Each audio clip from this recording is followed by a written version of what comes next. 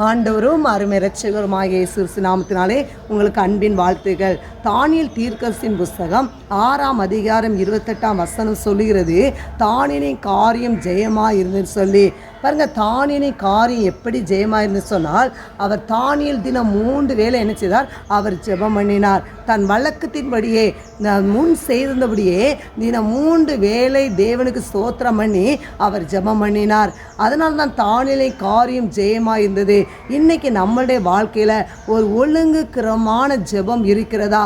அப்படி இருக்கும்போது நம்முடைய வாழ்க்கையில் எந்த ஒரு காரியம் செய்தாலும் சரி, அது ஜெயமாக இருக்கும். இன்றைக்கி நாம் எப்படியா நாம் ஜெபிக்கிறோம்? இன்னைக்கு பாருங்கள், ஒரு விருந்தாள் வந்தாலும் சரி, இல்லாட்டி வீட்டில் ஏதாவது ஒரு ஃபங்க்ஷன் இருந்தால் அன்னைக்கு நம்மளுடைய வாழ்க்கையில் என்ன இருக்காது? ஜெபம் இருக்காது. ஆனால் தானியேல் ஜெபிக்கிற ஒரு மனுஷனாக இருந்தார். இன்றைக்கி 3 நேரம் நம்ம சாப்பிட்றோம். காலையில் சாப்பிடுவோம், மத்தியானம் சாப்பிடுவோம், டைமுக்கு கரெக்டாக 3 நேரமும் நம்ம சாப்பிட்றோம். அது சரீரத்தில் பசி இருக்குது. அதே போல் நாம் இந்த நேரம் ஜெபிக்குன்னு சொல்லி நமக்குள்ளே ஜெப பசி இருக்கிறதா?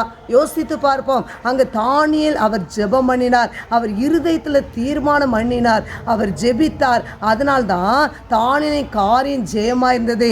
அந்த சிங்க கவியில் அவர் போடப்படப்போது கூட சிங்கங்கள் சேதப்படுத்தாதபடிக்கு தேவன் தானியேலை அவர் பாதுகாத்தார், அவர் விடுவித்தார்.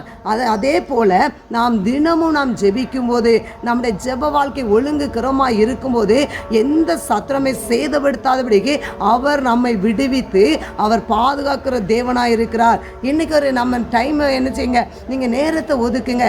இந்த நேரத்தை நான் ஜெபம் பண்ணுவேன்னு சொல்லி நாம் நேரத்தை ஒதுக்கி நம்முடைய ஜெப வாழ்க்கையில் ஒரு ஒழுங்குக்கிரமாக இருக்கணும். அப்படி நாம் ஜெபிக்கும் போது நம்முடைய ஜெப வாழ்க்கை ஜெயமாக இருக்கும். குடும்பத்தின் காரியங்களாக இருக்கலாம், நீங்கள் தொழில் காரியங்களாக இருக்கலாம், வேலையின் காரியங்களாக இருக்கலாம், பிள்ளைடைய திருமண காரியங்களாக இருக்கலாம். ஒரு ஜெயலன்னு சொல்லி நீங்கள் நினைக்கிங்களா?